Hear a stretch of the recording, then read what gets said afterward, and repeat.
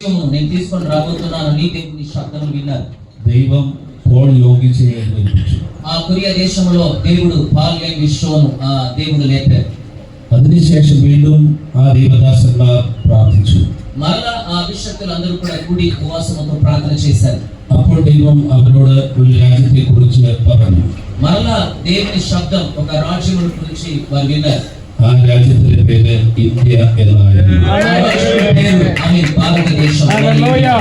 പക്ഷേ ഇതുവരെ മാറും വന്നിട്ടില്ല. కానీ ఇంతవరకు మన దేశంలో ఉద్యమం రాలేదు. ഇന്ത്യയിലെ റെയ്നാഡ് ബോർഗെ ആരാണെന്ന് എനിക്കറിയില്ല. ఇండియా దేశంలో భారతదేశంలో రైనాడ్ బోర్గే ఎవరని నాకు తెలియదు. ഇന്ത്യയിൽ എഴുന്നേൽക്കാൻ പോകുന്ന പോൾ യോഗിച്ച് ആരാണെന്ന് എനിക്കറിയില്ല. ఈ భారతదేశంలో ఆమె పర్యాగిష్టం అని ఎవరని నాకు తెలియదు. అది ഇവിടെ ఇరుపుందో ఇల్లు എനിക്കറിയില്ല. అటువంటి అభిషక్తులు ఈ కూటంలో ఉన్నారో ఏమో నాకు తెలియదు. എനിക്കറിയില്ല എവിടുന്നാണോ ദൈവം അവരെ എഴുന്നേൽപ്പിക്കാൻ പോകുന്നത്. ఈ కూటం నుంచి దేవుడు అటువంటి అభిషక్తులు లేవనెత్తబోతున్నాడేమో. ഈ യോഗത്തിലാണോ എഴുന്നേൽപ്പിക്കാൻ പോകുന്നത് എനിക്കറിയില്ല. ఈ మీటింగ్లో దేవుడు అటువంటి అభిషక్తులు లేవనెత్తబోతున్నాడో ఏమో నాకు తెలియదు. വിശ്വസിക്കാൻ തയ്യാറാണെങ്കിൽ ദൈവം ചിലപ്പോൾ ഈ യോഗത്തിൽ നിന്നായിരിക്കാം ഒരു റെയ്നാഡ് ബോർഗെ എഴുന്നേൽപ്പിക്കാൻ പോകുന്നത്. ఈ గుంపు నుండి ఒక గొప్ప అభిషక్తులు దేవుడు లేవనెత్తబోతున్నాడు.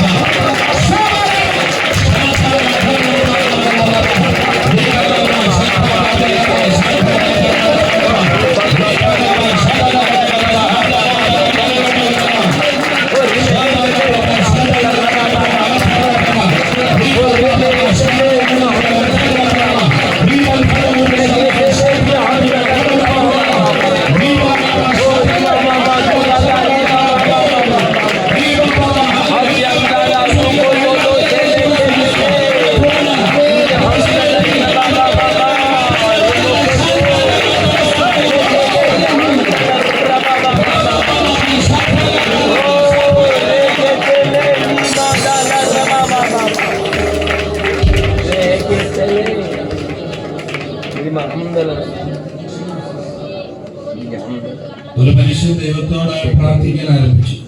ఒక వ్యక్తి దేవునితో ప్రార్థన చేయడానికి మొదలు పెట్టాడు. അദ്ദേഹത്തിന്റെ പേര് ഇവാൻ റോബർട്സ് എന്നാണ്. ఆ వ్యక్తి పేరు ఇవాన్ రాబర్ట్స్. അദ്ദേഹം 13ാമത്തെ വയസ്സിലാണ് പ്രാർത്ഥിക്കാൻ ആരംഭിച്ചത്. ఆ వ్యక్తి 13 వయసులో ప్రార్థన మొదలు పెట్టాడు. അദ്ദേഹം പ്രാർത്ഥിച്ചത് എനിക്ക് 1,00,000 ആത്മാക്കളെ തരണമെന്നാണ്. ఆ వ్యక్తి ఎలా ప్రార్థన చేశాడంటే ప్రభువా నాకు 1,00,000 ఆత్మలు దయచేయమని ప్రార్థన చేశాడు. അദ്ദേഹം 13 വർഷം പ്രാർത്ഥിച്ചു. ఆయన 13 సంవత్సరం ప్రార్థన చేశాడు. 26ാമത്തെ വയസ്സിൽ 26వ వయసులో 1,00,000 പേരെ ദൈവം അദ്ദേഹത്തിന് കൊടുത്തു. 1,00,000 మంది ఆత్మని దేవుడు ఆయనకు అనుగ్రహించాడు. హల్లెలూయ. ప్రార్థించాൽ ఉత్తరం దేవుడు మనకు നൽകി തരും. ప్రార్థన చేస్తే జవాబును దేవుడు మనకు అనుగ్రహిస్తాడు. ఉచికి సాపాడు ఎప్పుడు మధ్యాహ్నం భోజనం కావాలి. ఎప్పుడు కావాలి? അവരോട് പറയാൻ എപ്പോഴും మీరు చెప్పండి మధ్యాహ్నం భోజనం ఎప్పుడు కావాలి, ఏ టైం కావాలని చెప్పండి. చెప్పండి చెప్పండి చెప్పాలి. 1 മണിക്ക് 1 o'clock 1 o'clock అండి, 2 o'clock 3 o'clock. എല്ലാവരും വളരെ ഉത്സാഹത്തിലാണല്ലോ. మీరందరూ చాలా ఉత్సాహంతో ఉన్నారు. പക്ഷെ 3 മണി എന്ന് പറഞ്ഞപ്പോൾ ആർക്കും ഉത്സാഹമില്ല. వెనుక ఒక పాస్టర్ 3 గంటలు అన్నప్పుడు ఎవరికి ఉత్సాహం రాలేదు. 1:30 ആണെങ്കിൽ നോക്കാം. 1 గంటలు అంటే పర్వాలేదు అని అనుకుంటున్నారా? ഞാനല്ല ഇത് നയിക്കുന്നത്. ఈ మీటింగ్ నేను కాదు నడిపించేది, പരിശുദ്ധാത്മാവാണ്. ఈ మీటింగ్ పరిశుద్ధాత్మ దేవుడు నడిపిస్తున్నాడు. പരിശുദ്ധാത്മാവ് പറയപ്പം നിർത്തും. పరిశుద్ధాత్మ దేవుడు అంటాడు ఎప్పుడు ఆపాలని. അപ്പൊ പരിശുദ്ധാത്മാവ് പറയുമ്പോൾ നിർത്തും. పరిశుద్ధాత్మ చెప్తున్నప్పుడు నేను ఆపేస్తాను. പരിശുദ്ധാത്മാവ് പറയുമ്പോൾ നിർത്തണം, നിങ്ങൾ പറയുമ്പോൾ നിർത്തണം. మీరు చెప్పండి, మీరు చెప్తున్నప్పుడు ఆపాలా, లేకపోతే పరిశుద్ధ ఆత్మదేవుడు చెప్తున్నప్పుడు మీరు స్టాప్ చేయాలా?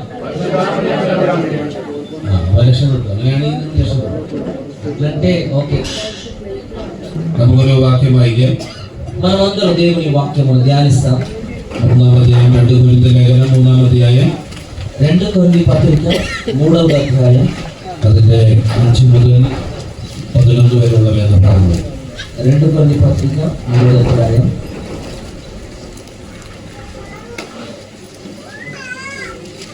2 Corinthians chapter 6 5 to 11.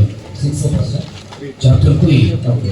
3వ అధ్యాయం 2 కొరింథీ పత్రిక 3వ అధ్యాయం 5 മുതൽ 5 నుంచి 11 വരെയുള്ള വാക്യങ്ങൾ. 5 నుంచి 11 వరకు చదువుతాం. ആരെങ്കിലും ഒന്ന് വായിക്കാം. మా వలన ఏదైనా అయినట్లుగా ఆనందించుటకు మా ఎదుట మేమే సమర్థులమని కాదు, మా సామర్థ్యము దేవుని వలననే కలిగి ఉన్నది. ఆయనే మమ్మల్ని కొత్త నిబంధనకు అనగా అక్షరములకు కాదు కానీ ఆత్మకే పరిచారకుల మౌటకు మాకు సామర్థ్యము కలిగి ఉన్నాడు. అక్షరము చంపును కానీ ఆత్మ జీవింపజేయదు. చదవండి. మరణ కారణముకు పరిచర్య తాళం మీద చెక్కబడిన అక్షరములకు సంబంధించినదైనను మహిమతో కూడినదాయను. అందుకే మోషే ముఖము మీద ప్రకాశించుకున్న ఆ మహిమ తగ్గిపోవునదైనను ఇశ్రాయేలీయులు అతని ముఖము తేరి చూడలేకపోయింది. ఇట్లుండగా ఆత్మ సంబంధమైన పరిచర్య ఎంత మహిమ గలదై ఉండును. శిక్షావిధికి కారణమైన పరిచర్యే మహిమ కలిగినదైతే నీతికి కారణమైన పరిచర్య ఎంతో అధికమైన మహిమ కలుగుదగినది. అధికమైన మహిమ దీని పుట్టుకట్లో దీని పుట్టుక వలన ఇంతకు మనకు మహిమ కలదిగా చేయబడినది. ఈ విషయంలో మహిమ లేనిదాయను. తగ్గిపోయినదే మహిమ గలదై ఉండిన ఎడల నిలిచినది మరి ఎక్కువ మహిమ గలదై ఉండును కదా. ഈ വേദഭാഗത്ത് നമുക്ക് പഠിക്കാൻ സാധിക്കുന്ന വിഷയം, ఈ వాక్య భాగము నుండి మనం ధ్యానించవలసిన విషయం ఏమంటే എന്താണ് പഴയ നിയമ ശുശ്രൂഷ, എന്താണ് പുതിയ നിയമ ശുശ്രൂഷ. పాత నిబంధన పరిచర్య ఏంటిది, కొత్త నిబంధన పరిచర్య ఏంటిది? പഴയ നിയമ ശുശ്രൂഷ എന്താണെന്ന് അവിടെ പറഞ്ഞിട്ടുണ്ട്. పాత నిబంధన పరిచర్య ఎట్లా ఉన్నది అని అక్కడ చూస్తున్నాం. 6ാം വാക്യത്തിൽ ഇങ്ങനെയായിരുന്നു. 6వ వచనంలో ఇలాగ మనం చూస్తున్నాం. അത് അക്ഷരത്തിന്റെ ശുശ്രൂഷയാണ്. అంటే అక్షర ప్రకారమైన పరిచర్య. 7ാം വാക്യത്തിൽ ഇങ്ങനെ വായിക്കുന്നു, മരണത്തിന്റെ ശുശ്രൂഷയാണ്. 7వ వచనంలో మనం చూడగలము అది మరణ కారణము పరిచర్య. 9ാം വാക്യത്തിൽ ഇങ്ങനെ വായിക്കുന്നു, അത് ശിക്ഷാവിധിയുടെ ശുശ്രൂഷയാണ്. 9వ వాక్యంలో మనం చూడగలము శిక్షా విధికి కారణమైన పరిచర్య. 11ാം വാക്യത്തിൽ ഇങ്ങനെ വായിക്കുന്നു, അത് നീക്കം വരുന്ന ശുശ്രൂഷയാണ്. 11వ వచనంలో మనం చూస్తున్నాం తగ్గిపోనది ఆ మహిమ కల ఉండినట్లు వచ్చున్నది అని. 6ാം വാക്യത്തിൽ പഴയ നിയമ ശുശ്രൂഷ അക്ഷരത്തിന്റെ ശുശ്രൂഷയാണ്.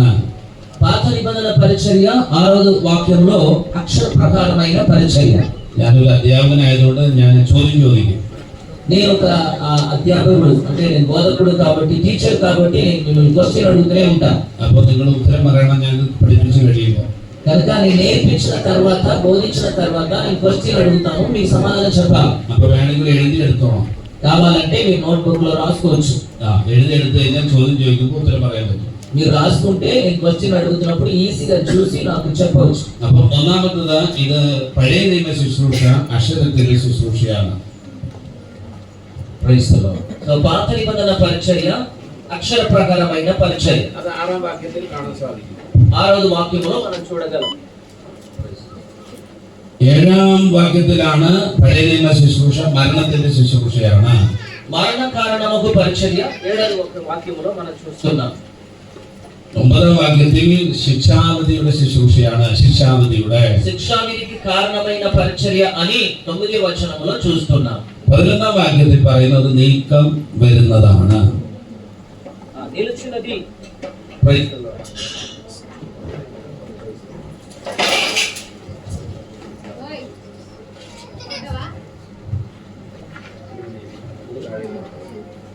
మరి ఇదొందు తాడే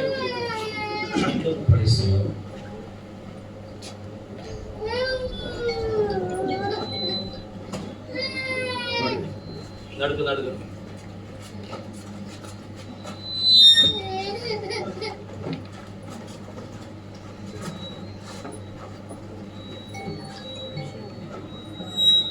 അതങ്ങനെ തിരിച്ചു വെക്കാം, അത് തിരിച്ചു വെക്കാം.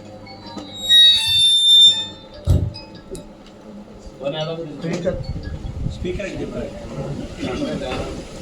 స్పీకర్ స్పీకర్ తిప్పండి.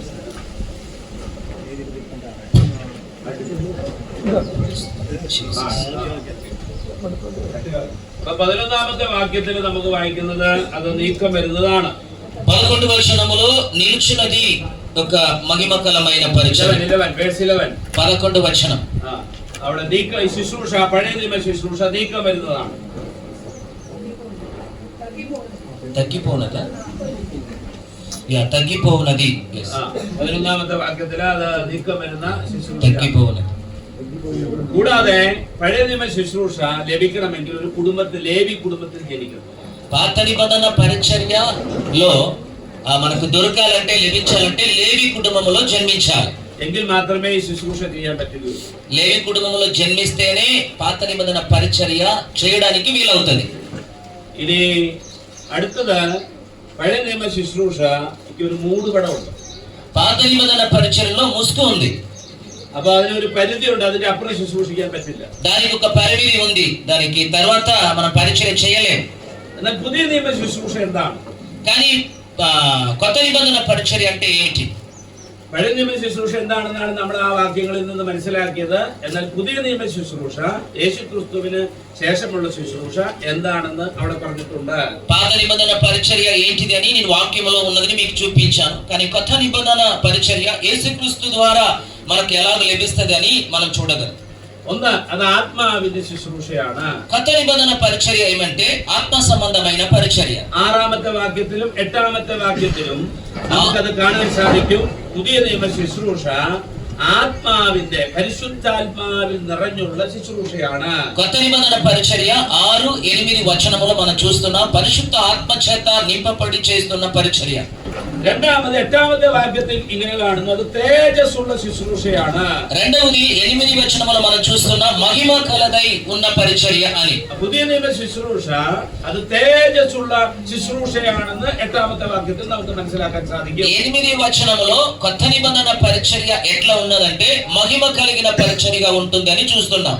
മൂന്നാമത് 9ാമത്തെ വാക്യത്തിൽ പറയുന്നു, അത് നീതിയുള്ള ശുശ്രൂഷയാണ്, നീതിയുടെ ശുശ്രൂഷയാണ്. 9వ వచనములో మనం చూస్తున్నాం, అది నీతి కలిగిన, నీతికి కారణమైన పరిచర్య అని. నీతి పరిచర్య, నీతికి కారణమైన పరిచర్య.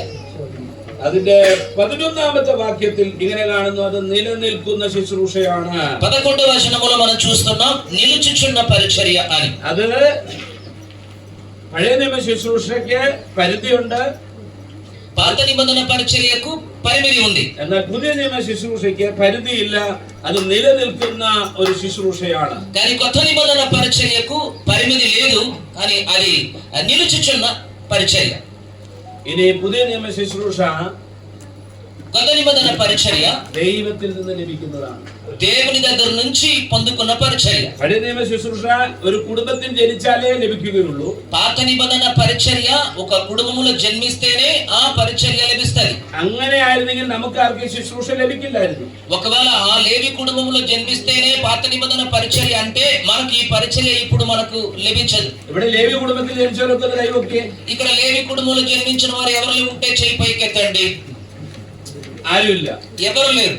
അപ്പൊ ലേവി, ഒരു കുടുംബത്തിന്, ലേവി കുടുംബത്തിൽ ജനിച്ചവർക്ക് മാത്രമേ ശുശ്രൂഷ ഉള്ളതെങ്കിൽ നമ്മളെ ആരെയും ശുശ്രൂഷയ്ക്ക് ദൈവം വിളിക്കില്ലായിരുന്നു. కనుక లేవి కుటుంబములో జన్మిస్తేనే పరిచర్య అంటే మనం లేవి కుటుంబములో జన్మించలేదు కాబట్టి దేవుడు మమ్మల్ని ఎవరిని పరిచర్యకు పిలవలేరు. അതുകൊണ്ടാണ് ദൈവം ജാതി നോക്കാതെ, മതം നോക്കാതെ, കളറ് നോക്കാതെ, കഴിവ് നോക്കാതെ, പണം നോക്കാതെ നമ്മെ ഓരോരുത്തരെയും പുതിയ നിയമ ശുശ്രൂഷയ്ക്ക് വേണ്ടി വിളിച്ച് വേർതിരിക്കാൻ ഇടയായിരുന്നു. అందుకే ప్రభు మమ్మల్ని అందరినీ రంగు, మరి జాతి, కులము, మతము, పైసలు ఏది చూడకుండా కొత్త నిబంధన పరిచర్య చేయడానికి కొరకు మమ్మల్ని అందరినీ దేవుడు పిలిచారు. హల్లెలూయా. ആറാമതായിട്ട് പുതിയ നിയമ ശുശ്രൂഷയ്ക്ക് മൂടുപടമില്ല. నెక్స్ట్ కొత్త నిబంధన పరిచర్యకు ముసుగు లేని పరిచర్య. പഴയ നിയമത്തിന് മൂടുപടമുണ്ട്, పాత నిబంధనలో ముసుగు ఉంది. പഴയ നിയമത്തിന് ഒരു പരിധിയുണ്ട്. పాత పాత నిబంధన పరిచర్యకు పరిమితి ఉంది. എന്നാൽ പുതിയ നിയമത്തിന് ഒരു പരിധിയുമില്ല. അത് കർത്താവിന്റെ പരിശുദ്ധാത്മാവാണ് നമ്മളെ നയിക്കുന്നത്, ദൈവമാണ് നമ്മളെ കൊണ്ടുവന്നത്. కానీ కొత్త నిబంధన పరిచర్యకు పరిమితి లేదు, దేవుడే మమ్మల్ని తీసుకొని వచ్చాడు, దానికి లిమిటేషన్ లేదు. ഇനി പഴയ നിയമത്തിൽ ഒരു ശുശ്രൂഷ ചെയ്ത മനുഷ്യനെ നമുക്കൊന്ന് പരിചയപ്പെടാം. ఇప్పుడు పాత నిబంధనలో పరిచర్య చేస్తున్న వ్యక్తిని నేను పరిచయం చేస్తాను. അതായത് അക്ഷരത്തിന്റെ ശുശ്രൂഷ ചെയ്ത, అక్షర ప్రకారమైన పరిచర్య చేసిన, മരണത്തിന്റെ ശുശ്രൂഷ ചെയ്ത, మరణకరమైన పరిచర్య చేసిన, ശിക്ഷാവിധിയുടെ ശുശ്രൂഷ ചെയ്ത, శిక్షావిధి కారణమైన పరిచర్య చేసిన, നീക്കം വരുന്ന ശുശ്രൂഷ ചെയ്ത, తగ్గిపోతున్న పరిచర్య చేస్తున్న, കൂടാതെ ജനനത്താൽ ശുശ്രൂഷ ലഭിച്ച, అంటే కుటుంబంలో జన్మించి పరిచర్య లభించిన അങ്ങനെ ഒരു మనుഷ്യനെ വിശുദ്ധ വേദപുസ്തകത്തിൽ പഴയ നിയമത്തിൽ നമുക്ക് കാണാം. అటువంటి ఒక వ్యక్తిను పాత నిబంధనలో మనం చూస్తున్నాం. ആ മനുഷ്യന്റെ പേര് മോശ എന്നാണ്. ఆ వ్యక్తి పేరు మోషే. അദ്ദേഹമാണ് ഇസ്രായേൽ ജനത്തെ അടിമത്തത്തിൽ നിന്ന് വിടുവിച്ചത്. ఆ మోషేనే ఇశ్రాయేల్ ప్రజలను పరిశుద్ధము నుండి విడిపించాడు. ആ మനുഷ്യനാണ് సముద్రത്തെ విഭാഗിച്ചത്. ఆ వ్యక్తియే ఎర్ర సముద్రమును విభజించాడు. ആ మനുഷ്യനാണ് വെള്ളത്തെ മധുരമാക്കിയത്. ఆ వ్యక్తియే నీరును ఆమె మధురముగా మార్చాడు. ആ మനുഷ്യനാണ് സീനായി പർവ്വതത്തിൽ നിന്ന് ന്യായപ്രമാണം പ്രാപിച്ചത്. ఆ వ్యక్తియే సినాయి పర్వతము నుండి ధర్మశాస్త్రమును పొందుకున్నాడు. ആ మనుഷ്യനാണ് യോശുവയെ തനിക്ക് ശേഷം വളർത്തിക്കൊണ്ടുവന്നത്. ఆ వ్యక్తియే తన తర్వాత ఆమె యెహోషువను బలపరిచి తీసుకొచ్చాడు. അപ്പൊ പഴയ നിയമ ശുശ്രൂഷയിൽ അക്ഷരത്തിന്റെ ശുശ്രൂഷ ചെയ്ത മനുഷ്യൻ തന്റെ കയ്യിലുള്ള വടി നീണ്ടപ്പോൾ സമുദ്രം രണ്ടായി വിഭാഗിച്ചു. పాత నిబంధన పరిచయం చేసిన మోషే తన చేతిలో ఉన్న కర్రను చాపినప్పుడు ఆమె ఎర్ర సముద్రం రెండు భాగముగా విభజించాడు. ഞാനൊരു മരം വെട്ടി മരത്തിന്റെ ചില്ല വെട്ടിയിട്ടപ്പോൾ കയ്പുള്ള വെള്ളം മധുരമായി തീർന്നു. ఆమె ఆ వ్యక్తి స్తోత్రం ఒక చెట్టు కొమ్ము నరికి ఆ చేదువైన నీళ్లు వేసినప్పుడు ఆ నీరు మధురముగా మారింది. താൻ പഴയ നിയമ ശുശ്രൂഷ ചെയ്ത മനുഷ്യൻ അത് ചെയ്തെങ്കിൽ, పాత నిబంధన పరిచయం చేసిన ఆ వ్యక్తి ఇది చేశాడంటే, അക്ഷരത്തിന്റെ ശുശ്രൂഷ ചെയ്ത മനുഷ്യൻ അത് ചെയ്തെങ്കിൽ, అక్షర ప్రకారమైన పరిచయం చేసిన వ్యక్తి ఆయనంటే, പുതിയ നിയമ ശുശ്രൂഷകരായ നാം ഓരോരുത്തരും కొత్త నిబంధన పరిచయం చేస్తున్న మనం అందరం కూడా ആത്മാവിന്റെ ശുശ്രൂഷകരാണ്. ఆత్మలో పరిచయం చేస్తున్న వారము మనము. ആത്മാവിന്റെ ശുശ്രൂഷകരായ మనం ఆత్మ సంబంధమైన పరిచయం చేస్తున్న వారైతే, മോശ ചെയ്തതിന് വലിയ ശുശ്രൂഷ നമുക്ക് మోషే చేసిన దానికంటే అధికమైన పరిచర్య మనం చేయాలి. ఆమేన్. హల్లెలూయా. മോശ ചെയ്തതിന് വലിയ ശുശ്രൂഷ ചെയ്യാനാണ് ദൈവം നമ്മെ വിളിച്ചിരിക്കുന്നു. మోషే చేసిన పరిచర్య కంటే ఎక్కువైన పరిచర్య చేయడానికి దేవుడు మమ్మల్ని పిలిచి ఉన్నారు. നമ്മളതൊന്നും ചെയ്തില്ല. కానీ మనము అటువంటిది ఏం చేయలేక ఉన్నాం. നമ്മള് ഞായറാഴ്ച രാവിലെ വരുന്നു, మనము ఆదివారం వస్తున్నాము, പ്രാർത്ഥന ചെയ്യുന്നു, ప్రార్థన చేస్తున్నాము, 2 പാട്ടില് പാടുന്നു. 2 పాటలు పాడుతున్నాము. ശരിയാ? కరెక్టేనా? അത് 3 പാട്ടിലോ? 3 పాటలా 2 పాటలండి? മൂട് 3 పాటలు. 3 പാട്ടില് പാടുന്നു. പിന്നെ എന്ത് ചെയ്യണു? తర్వాత ఏం చేస్తారు చెప్పండి? പിന്നെ 3 പ്രാർത്ഥന, ആരാധന, പിന്നെ ആരാധന ചെയ്യുന്നു. తర్వాత ఆరాధన చేస్తారు. പിന്നെ సంకీర్తన, సంకీర్తనం కీరుന്നു. പിന്നെ కీర్తన చదువుతారు. അതിനുശേഷം ടെస్టిమనీ നടത്തുന്നു. తర్వాత సాక్ష్యం చెప్తారు. പിന്നെ తర్వాత മെസ്സേജ് സ്വതന്ത്രം കഴിച്ചില്ല. అది కానుకలు లేవండి.